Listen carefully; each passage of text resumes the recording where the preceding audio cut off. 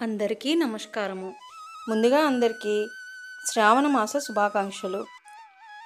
సకల శుభాలను కలగచేసేటటువంటి వరలక్ష్మి వ్రతాన్ని నేను ఎటువంటి ఆర్భాటాలు లేకుండా చక్కగా సులభమైన రీతిలో ఆచరించుకుంటాను ప్రతిసారి.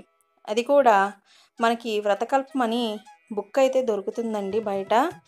ఆ బుక్ను అనుసరించి నేనైతే వ్రతమైతే ఆచరించుకుంటాను. పంతులు గారి సహాయం లేకుండా మనం ఇలా బుక్ని అనుసరించి అయితే పూజ చేసుకోవచ్చండి. అయితే ఎవరైతే మొదటిసారిగా వ్రతం చేసుకుంటారో వారికి కొన్ని సందేహాలు ఉండొచ్చు కదా, బుక్ అనుసరించి ఎలా చేసుకోవాలని. ఈ వీడియో అయితే చూడండి. మొదటగా కలశం ఎలా ప్రతిష్ఠించుకోవాలో చూద్దాము. పీట అయితే సిద్ధం చేసుకోవాలి. పసుపు రాసి బొట్టు పెట్టి బియ్యం పిండితోటి ముగ్గు వేయాలి. అమ్మవారికి ఎంతో ఇష్టమైనటువంటి పద్మం, దానిపైన తమలపాకు ఉంచి ఇప్పుడు కలశం ఏర్పాటు చేసుకోవాలి. ఒక ప్లేట్ తీసుకొని ప్లేట్లో 3 గుప్పిళ్ళు కానీ ప్లేట్ నిండే వరకు బియ్యం వేసి బియ్యం పైన రాగి, ఇత్తడి, వెండి ఏదో ఒకటి చెంబు అయితే తీసుకోవాలండి. చెంబులో సగం కంటే కొంచెం ఎక్కువగా వాటర్ అయితే నింపుకోవాలి. చెంబు మొత్తం పసుపు రాసి గంధం, కుంకుమతోటి బొట్లు అయితే పెట్టుకోవాలి. వాటర్లో కొంచెం గంధం, కుంకుమ, అక్షింతలు, పుష్పం, రూపీ కాయిన్, అలాగే మామిడి ఆకులు ఇవన్నీ కూడా పెట్టుకోవాలండి. పెట్టిన తర్వాత మనం ఒక కొబ్బరికాయనైతే కూర్చోబెట్టాల్సి ఉంటుంది. కొబ్బరికాయను కూడా చక్కగా నీట్గా కడిగి పసుపు రాసి బొట్టు పెట్టుకోవాలండి. అయితే కొంతమంది పూర్తిగా పసుపు రాసి నామం షేప్ కానీ అలా పెడుతూ ఉంటారు. అది ఎవరిష్టం వాళ్ళది. నేనైతే కొద్దిగా పసుపు రాసి కుంకుమ బొట్టుతో బొట్టు అయితే పెట్టి కొబ్బరికాయని కలశం పైన కూర్చోబెడతానండి. మనం పీట స్టార్ట్ చేసిన దగ్గర నుంచే పూజ చేయడం స్టార్ట్ చేసేసినట్టే అండి. పంతులు గారు అయితే ఇవన్నీ చేస్తున్నప్పుడు మంత్రాలు అవి కూడా ఉచ్చరిస్తూ మనల్ని చేయమంటారు. మనకి నోటికి వస్తే మనం కూడా చేయడానికి అవుతుంది. మనకి రాదు కాబట్టి ఫస్ట్ కలశం కానివ్వండి, తర్వాత గణపతి, ఇవన్నీ కూడా ఫస్ట్ అన్నీ సిద్ధం చేసేసుకొని ఒక్కొక్కటి పద్ధతి అంటే అదొక సంకల్పం, ఆచమనం కానీ అమ్మవారిని ఆవాహన చేయడం ఇవన్నీ కూడా బుక్లో ఉంటాయండి. ఇవన్నీ ఒక్కొక్కటిగా చదువుకుంటూ వెళ్ళాలన్నమాట. సో పైన ఇలాగా బ్లౌజ్ పీస్ని అయితే పెట్టాల్సి ఉంటుంది. పెట్టిన తర్వాత మనకి పూర్తిగా ఒక కలశం అయితే రెడీ చేసినట్టమాట. అలాగే బ్లౌజ్ పీస్ పైన కూడా బొట్టు పెట్టుకోవాలండి. అది నా అమ్మ అయినా పర్వాలేదు, నార్మల్గా కుంకుమతో బొట్టు పెట్టచ్చు. తర్వాత అలంకరించుకోవాలండి. అమ్మవారు అలంకార ప్రియులమాట. పువ్వులతోటి అలాగే ఆభరణాలతోటి అలాగా మనం అలంకరించుకోవాలన్నమాట. తర్వాత మనం పూజ చేసేటప్పుడు వస్త్రం, అలాగే ఆభరణం, గంధం, అక్షింతలు, పుష్ప పూజ ఇవన్నీ వస్తాయండి. సో అవన్నీ కూడా ఉంటాయి కాబట్టి పూజలో మీరు గాజులు, అలాగే మీ దగ్గర ఆభరణాలు అంటే బంగారం కానివ్వండి, ఏవైనా సరే ముత్యాలు కానీ అవన్నీ ఏమన్నా ఉంటే వేయచ్చు. ఎటువంటి పూజ అయినా వ్రతమైనా ఏ రకమైన విఘ్నాలు లేకుండా జరగాలి అంటే కనుక ముందుగా మనం పూజించాల్సింది ముందు ఇలా పసుపు గణపతిని అయితే మనం సిద్ధం చేసుకోవాలి. పసుపులో కొంచెం వాటర్ వేసి ఇలా ముద్దలా చేస్తే వస్తుందండి. సో పసుపు గణపతిని రెడీ చేసుకుని ఒక తమలపాకు పైన పెట్టాలన్నమాట, మీకు వీడియోలో చూపిస్తున్న విధంగా. తర్వాత గణపతికి పూజ చేసుకోవాలండి. ముందుగా గణపతికి పూజ చేసిన తర్వాత మనం అమ్మవారికి చేస్తామన్నమాట. ఈ కలశాన్నే మనం అమ్మవారి కింద కొలుస్తామండి. ఒక్కసారి కలశం ఇలా ప్రతిష్ఠించిన తర్వాత మనం ప్లేస్ అటు ఇటు కదుపుకోకూడదు. ముందే చక్కగా ప్లేస్ చూసుకొని పెట్టుకోవాలన్నమాట. మీకు చక్కగా ఏర్పాటు చేసుకోవడానికి ప్లేస్ ఉంటే ఏర్పాటు చేసుకోండి, లేదా ఇలా దేవుడి మందిరం దగ్గర ఎదర పటాలు ఉంచుకొని ఇలా కూడా ఏర్పాటు చేసుకోవచ్చండి, తప్పేమీ కాదు. తర్వాత దీపం కుందులను కూడా ఏర్పాటు చేసుకోవాలి. ఇత్తడివి కానీ లేదా మట్టి ప్రమిదలున్నా పెట్టుకోవచ్చు. సో ఇలా మనకి పూజకు కావాల్సిన ఏర్పాటు అంతా కూడా మనం ఇక్కడితో సిద్ధం చేసుకున్నట్టేనండి. తర్వాత ఇంకా పూజా కార్యక్రమం అయితే స్టార్ట్ చేసుకోవాలి.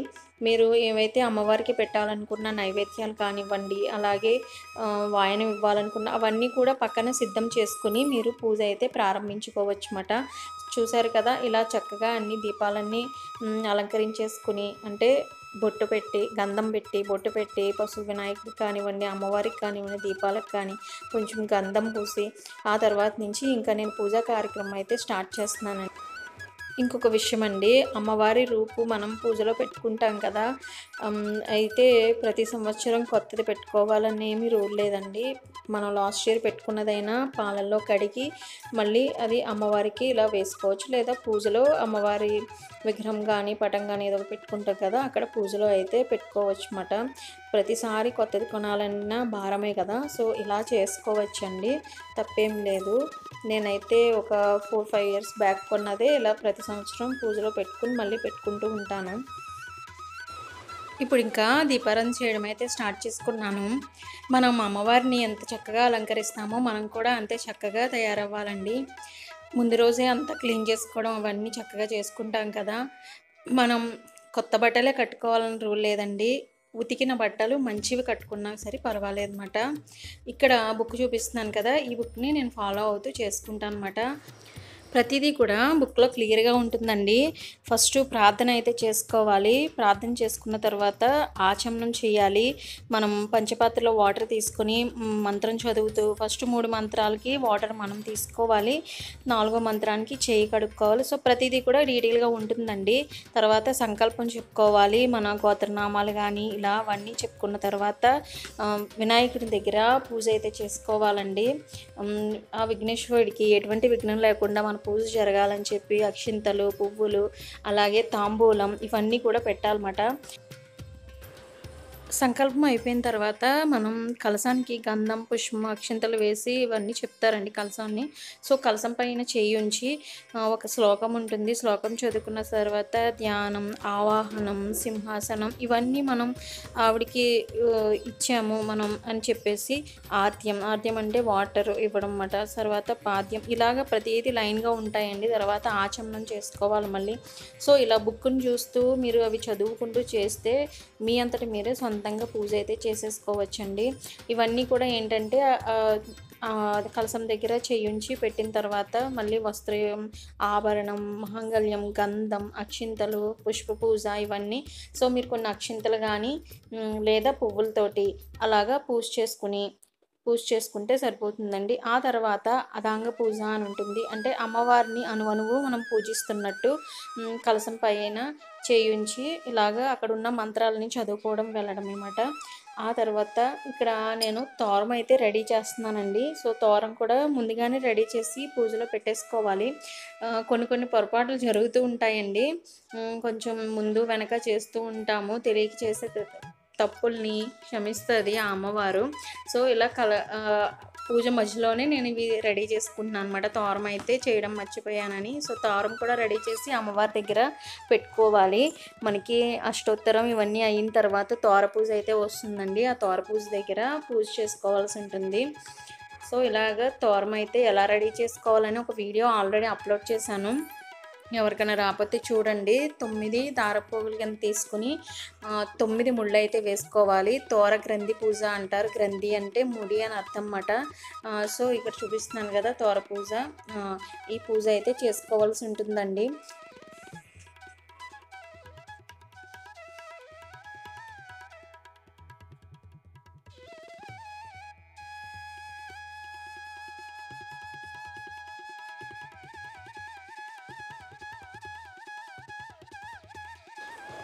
అదాంగ పూజ పూర్తయిన తర్వాత అంటే అమ్మవారిని అణువణువు పూజించిన తర్వాత అష్టోత్తర శతనామావళి ఉంటుందండి. ఇది చదువుకోవాలి.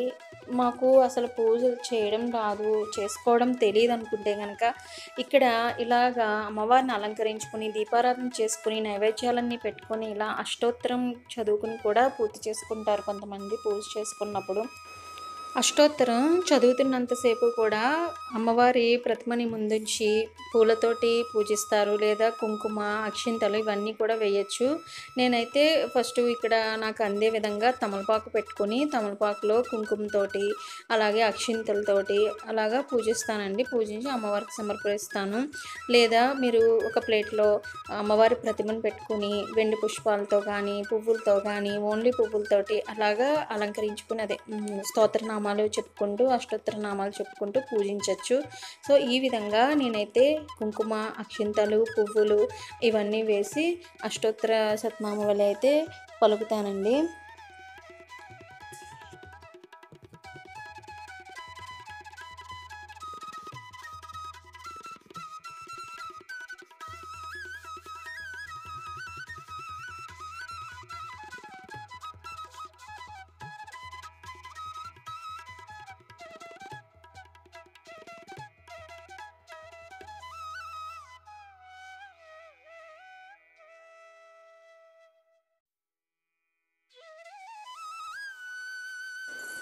అష్టోత్తరం ఇలా చదువుకోవడం పూర్తయిన తర్వాత అమ్మవారి దగ్గర నానావిధ పరిమళ పత్ర పుష్ప సమర్పయామి అని చెప్పేసి మనం దండం పెట్టుకొని, తర్వాత ధూపం, దీపం, నైవేద్యం, అమ్మవారికి పానీయం, అలాగే తాంబూలం, నీరాజనం అండ్ మంత్రపుష్పం, అలాగే మనం ఎక్కడైతే కూర్చున్నామో అక్కడ లేచి ప్రదక్షిణ కూడా చేసుకోవాలి. చేసుకుని అమ్మవారికి నమస్కారం పెట్టుకుని, మనం అమ్మవారికి ఏమైనా వాయనం ఏమైతే ఇవ్వాలనుకుంటామంటే మనం చీర, గాజులు, పుష్పం ఇవన్నీ పెట్టుకుంటాం కదండి పూజలో, అవన్నీ అమ్మవారికి వాయనం చూపించాలన్నమాట. ఇవన్నీ చేసిన తర్వాత తోర పూజ వస్తుంది. తోర పూజను కూడా చదువుకోవాలి. చదువుకున్న తర్వాత మనం తోర పూజలో 9 మంత్రాలు ఉంటాయి. మనం 9 ముళ్ళు వేస్తాం కదండి. ఒక మంత్రం చదువుతున్నప్పుడు కొన్ని అక్షింతలు వేసి పూజ చేసుకోవాలి. అవంతా చేసిన తర్వాత కుడి చేతికి అయితే తోరాన్ని కట్టుకోవాల్సి ఉంటుంది. తర్వాత అన్నీ కంప్లీట్ అయిన తర్వాత ఒకసారి అమ్మవారికి నమస్కారం చేసుకుని, అమ్మ ఎంతో భక్తి శ్రద్ధలతో ఈరోజు వ్రతం అయితే పూర్తి చేశాను. నాకున్న దానిలో ఎంతో వైభవంగా అయితే ఈరోజు పూజ పూర్తి చేసుకున్నాను. వచ్చేసారి ఇంకా ఇంతకన్నా వైభవంగా చేసుకునే భాగ్యాన్ని నాకు కలిగించే తల్లి అని ఎంతో హృదయపూర్వకంగా నమస్కారం అయితే చేసుకుని, తరువాత అమ్మవారి వ్రతకథను అయితే చదువుకోవాల్సి ఉంటుంది. మనం పూజ అంతా పూర్తయిన తర్వాత వ్రతకథ చదివితేనే మన వ్రతం పూర్తయినట్టుమాట. సో వ్రతకథ కూడా చదువుకోవాలి. ఇంకొక విషయము, నైవేద్యాల విషయంలో హైరాణ పడిపోయి చాలా వీడియోస్లో 9 రకాల ప్రసాదాలు పెట్టాలని, 5 రకాల ప్రసాదాలు పెట్టాలని హైరాణ పడిపోయి పెట్టలేకపోయాం అనుకుని అలా బాధపడకండి. ఎందుకంటే అమ్మవారికి ఎంతో ప్రీతికరమైనవి శనగలు మాట. సో మనం నైవేద్యంగా శనగల్ని, అలాగే సలివిడి వడపప్పు, కొద్దిగా పానకం, అలాగే తాంబూలం కింద అట్టిపళ్ళు ఇలా ఇవి పెట్టినా కూడా అమ్మవారు స్వీకరిస్తారు. మీరు 9 రకాలు పెడితేనే స్వీకరిస్తారని ఎక్కడా రాసి లేదండి పుస్తకంలో. కాబట్టి హైరాణ పడిపోకుండా శనగల్ని మీరు ప్రసాదంగా పెట్టండి. అమ్మవారి ఆశీస్సులను అయితే పొందండి.